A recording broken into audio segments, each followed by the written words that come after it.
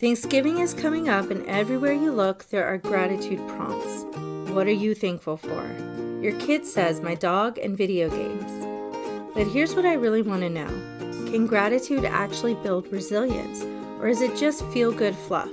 Well, I've got some good news. The research is clear. Gratitude practices, when done correctly, build the exact skills that help kids bounce back from failure, persist through challenges, and develop a growth mindset.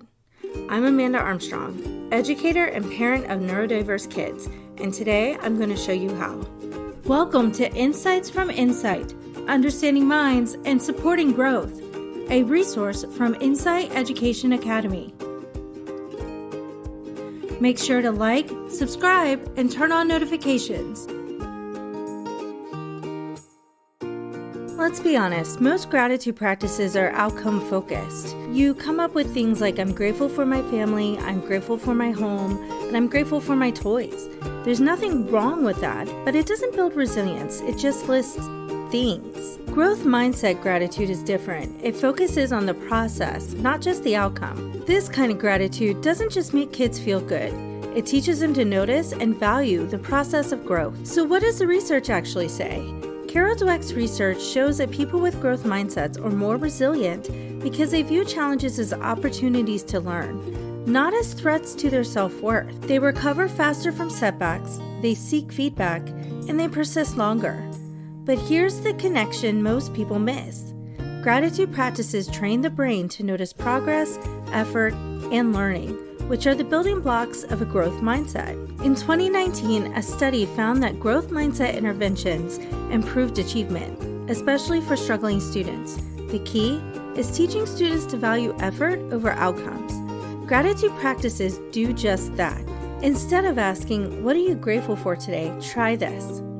What's something you worked hard on today, even if it didn't turn out perfect? This teaches kids that effort is valuable, even when the outcome isn't what they hope for. Here's an example of how to integrate this into your own home. Let's say your kiddo was struggling through a math worksheet and only got half the problems right. Instead of focusing on the grade, you could ask, what are you grateful for that you tried today? Your kid might respond with, I'm grateful I didn't give up, even though it was really hard. Practice number 2 is gratitude for mistakes and learning. This reframes failure as valuable. Research shows that people with growth mindsets are more open to feedback and learn more from mistakes. Here's an example. Let's say your kiddo continuously leaves his PE clothes at school on Fridays. Instead of lecturing, you could ask them, what could you do instead? They might say, I need to set a reminder on my phone.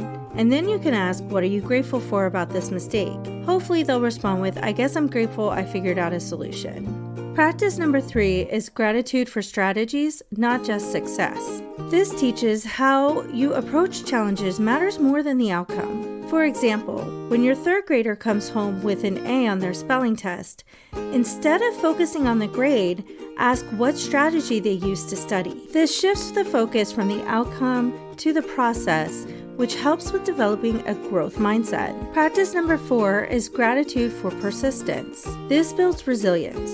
Research shows that people with growth mindsets persist longer after setbacks because they view challenges as opportunities, not threats.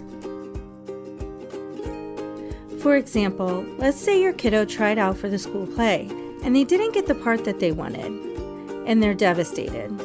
At dinner, you can ask, what are you grateful for about trying out? You might get a response like, I'm grateful I was brave enough to audition even though I was scared. That is resilience. Practice number 5 is having gratitude for growth, not just achievements. This reinforces the belief that abilities grow over time, which is the core of a growth mindset. For example, if your kiddo constantly says, I'm really bad at reading, you might be able to get them to shift to, I'm getting better at reading.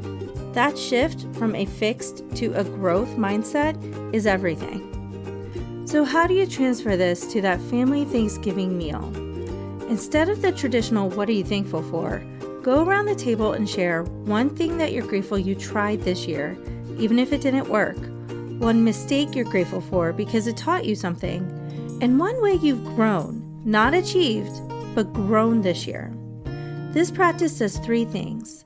It normalizes failure, it celebrates effort, and it reinforces the growth mindset.